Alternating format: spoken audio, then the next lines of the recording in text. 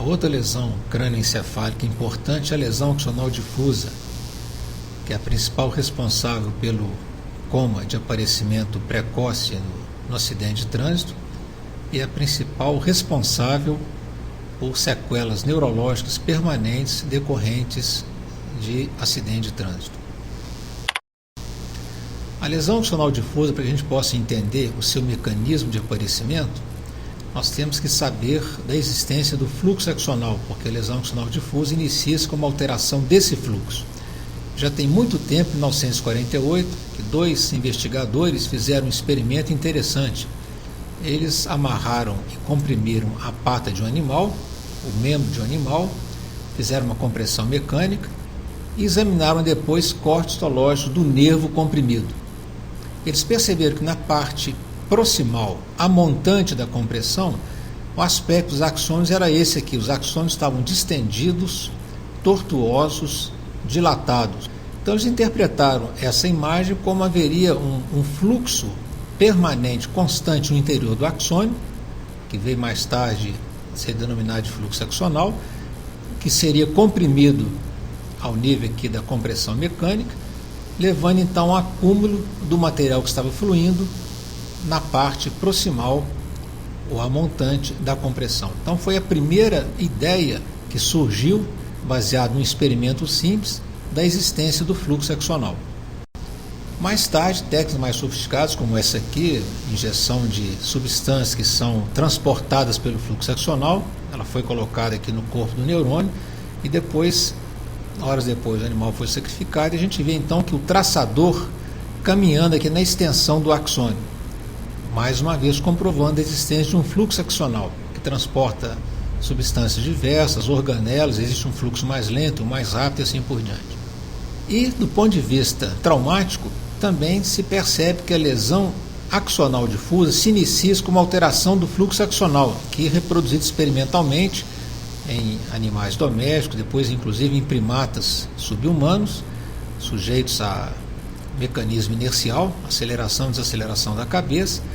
Então era colocado um traçador no tecido nervoso e depois examinava-se o cérebro desses animais após o mecanismo inercial. Horas depois, então, a imagem que se tinha era a seguinte: o axônio aqui transportando a substância marcadora, o traçador, e no entanto a gente vê que essa substância ela se acumula em alguns pontos do axônio. Então, uma modificação, uma perturbação do fluxo axonal em alguns segmentos do axônio. Mais tarde, à medida que o tempo vai passando, esse marcador continua a se acumular cada vez mais, então vai dilatando essa porção, esse segmento do axônio, e horas depois, calcula-se entre 6 a 12 horas após o trauma inicial, o trauma inercial inicial, então começa a haver a segmentação do axônio, como a gente pode ver aqui, sem cisura. Então, o acúmulo de substâncias ao longo do axônio é sucedido, depois de algumas horas, por uma fragmentação axonal. Portanto, a fase inicial da lesão axonal difusa é uma alteração do fluxo axonal, sucedida horas depois por uma fragmentação desse axônio, chamada axotomia secundária. E a imagem que a gente tem depois dessas horas é essa aqui: o axônio interrompido, a porção proximal dilatada, onde o material que estava fluindo acumulou, e a fragmentação axonal. Então a lesão axonal ela tem uma fase transitória, possivelmente reversível em algumas situações, que é a parada do fluxo, sucedida horas depois por uma lesão irreversível, que é a fragmentação axonal, formando então os esferoides, que estão aqui mostrados nessa coloração por imunistoquímica para neurofilamento, que são substâncias transportadas ao longo do axônio. Esse é um paciente que faleceu em um acidente de trânsito. A gente percebe aqui vários axônios dilatados, tortuosos, dilatações menores e maiores. À medida que as horas passam, a dilatação vai ficando maior, até que ocorre a ruptura. E quando ocorre a ruptura definitiva, fica então essas bolas que são chamadas esferoides, que é a sequela da fragmentação axonal. No maior aumento, a gente percebe aqui axônios tumefeitos, dilatados, e axônios fragmentados, rotos, constituindo os esferoides axonais. Portanto, a lesão axonal difusa fundamentalmente é isso aí. O que vai depender, em termos de repercussão clínica, é a quantidade de axônios lesados. Poucos axônios lesados, o paciente pode sair sem nenhuma sequela. À medida que os axônios vão sendo lesados com maior intensidade, então vão aparecendo sequelas clínicas que podem ser irreversíveis ou não, dependendo da quantidade de axônios lesados. E admite-se que a concussão cerebral, aquela que o paciente tem às vezes uma amnésia pós-traumática de curta duração, seja decorrente de uma parada do fluxo axonal provisória. Seria assim, dentro do espectro da lesão axonal difusa, seria a lesão menos grave, resultante da alteração funcional transitória do fluxo axonal, mais tarde recuperando, e o paciente então voltaria à normalidade. Outra imagem da lesão axonal difusa, numerosos esferoides, né, espalhados aí. Outra imagem, um caso mais grave, cheio de esteroides, uns maiores, outros menores, portanto, axônios rotos, fragmentados, transformados nessas bolas ou esferoides. Qual então o mecanismo de formação da lesão axonal difusa? Então, frente a uma situação inercial, aceleração e desaceleração, admite-se, isso ainda é passível de ainda modificação, esse mecanismo de formação, mas tudo indica que ocorra dessa seguinte maneira. Então, haveria uma alteração inicial da membrana celular do axônio, talvez uma separação da camada lipídica da camada proteica da membrana celular do axônio, então ficaria alterado o fluxo de íons através da membrana, penetração de cálcio para dentro do axônio, né, que está representada a alteração do fluxo. Esse cálcio, uma vez aumentado no interior do axônio, ele ativaria proteases cálcio-dependentes, que levaria então uma lise, uma dissolução enzimática dos microtúbulos e dos neurofilamentos, que são as principais organelas celulares responsáveis pela manutenção do fluxo axonal. Então, a perda desse citoesqueleto, microtúbulos e neurofilamentos, levaria então à parada do fluxo e o abaulamento e posterior ruptura. Mas existe também uma possibilidade do mecanismo direto inercial, não através da membrana, mas diretamente sobre os microtúbulos e neurofilamentos, particularmente os neurofilamentos aqui representados.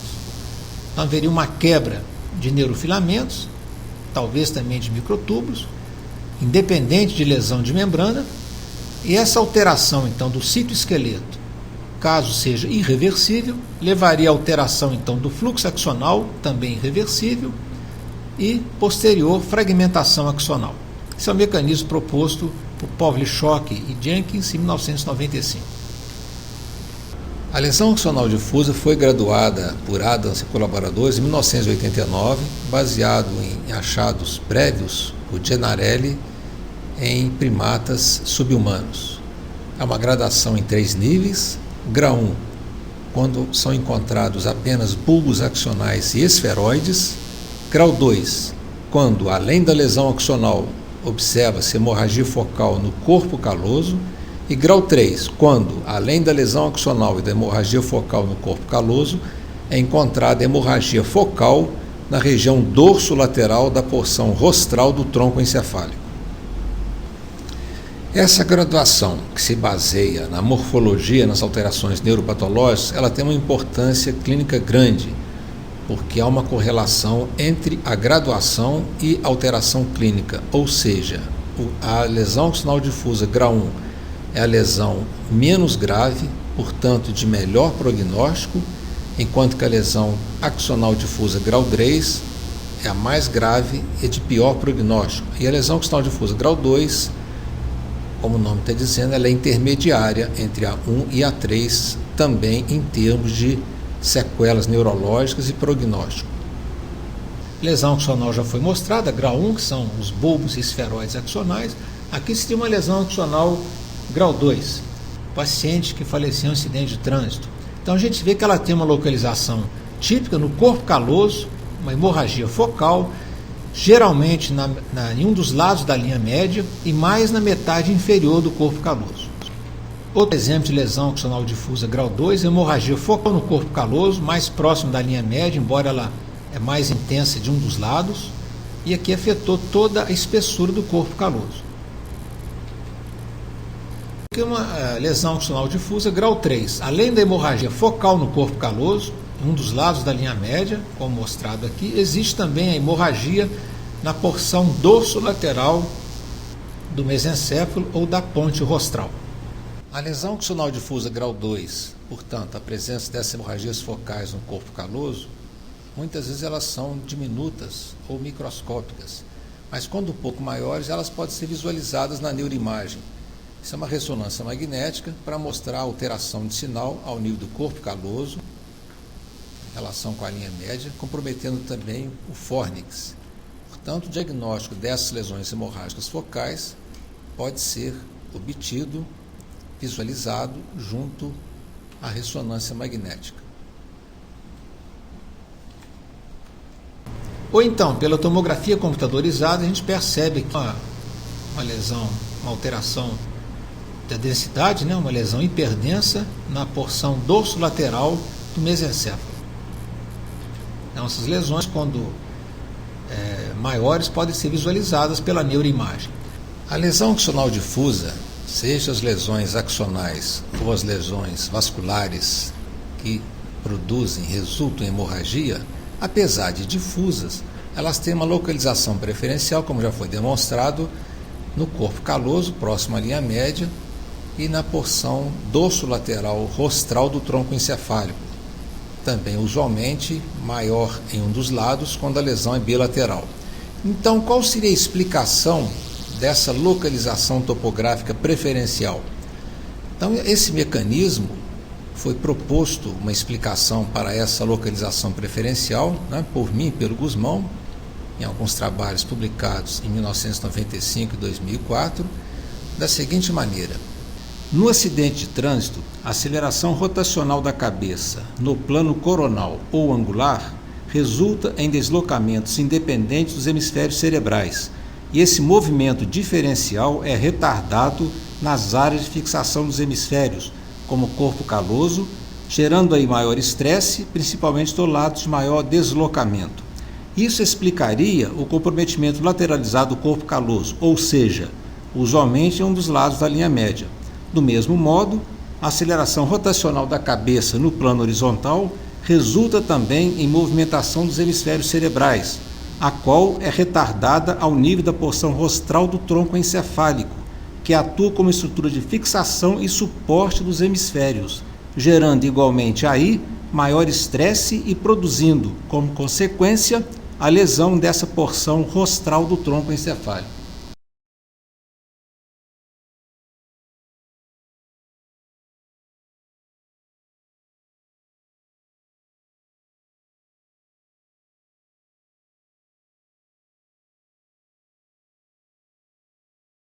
Existem outras lesões cerebrais associadas à lesão axonal difusa, que inclusive elas reforçam esse argumento mostrado anteriormente. Seria hemorragia em estruturas da linha média do encéfalo, justamente aquelas mais fixas, menos móveis. Hemorragia do fórnix, das colunas do fórnix particularmente, hemorragia intraventricular, nos ventrículos laterais próximos aqui ao septo pelúcido, a formação de um cavo em fenda, nós vamos explicar daqui a pouco, e uma lesão vascular difusa, pequenos sangramentos espalhados em todo o encéfalo.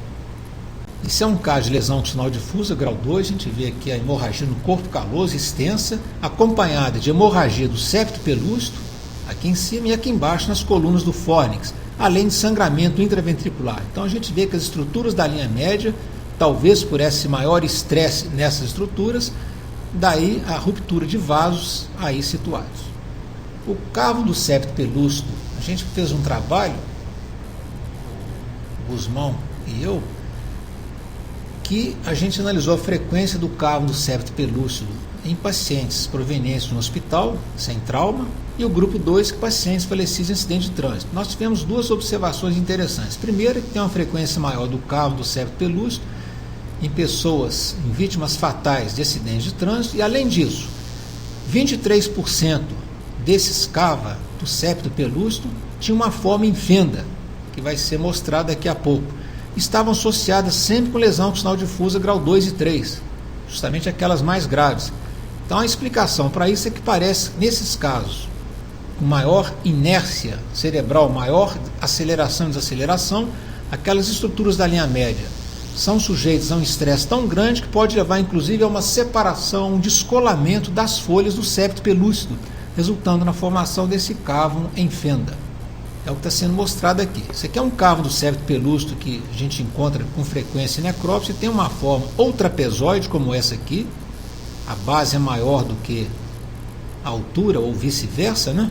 É um cavo, um trapezoide, e o cavo em fenda, né? A base tem a mesma amplitude da altura e vice-versa, ou seja, como se houvesse havido um descolamento, uma separação das folhas do septo pelúcido. A mesma coisa, o cavo em fenda, é o mesmo cavo em fenda, para comparar agora com uma outra forma muito diferente do cavo, além da trapezoide, essa forma triangular. Então, o cavo em fenda distingue-se das demais pelo fato de ele ter mais ou menos a mesma amplitude ao longo de sua extensão, e não os estreitamentos do cavo triangular ou trapezoide. Portanto, esse cavo em fenda pode ser visualizado na neuroimagem, pode ser um indicador de lesão crânioencefálica grave, porque ele está sempre associado com lesão occipital difusa grau 2 e 3. Qual seria então agora os achados anatomopatológicos em casos de indivíduos com sequelas neurológicas graves de traumas crânioencefálicos? Então, de acordo com a sequela, varia o tipo de lesão. Por exemplo, a epilepsia pós-traumática, de um modo geral, está associada à laceração cerebral. É a lesão cerebral mais comumente encontrada em casos de epilepsia pós-traumática de aparecimento tardio. Já naqueles moderados a gravemente incapacitados, do ponto de vista neurológico, a gente encontra o hematoma intracraniano em 50% a 75% dos casos, hematoma intracraniano previamente tratado, drenado, ou então lesão occipital difusa de graus mais leves, geralmente grau 1 em 30% a 50% dos casos. Já aqueles pacientes que permanecem em estado vegetativo, muda um pouquinho o tipo de lesão. Geralmente é uma lesão occipital difusa mais grave, graus 2 e 3, em 71% dos pacientes.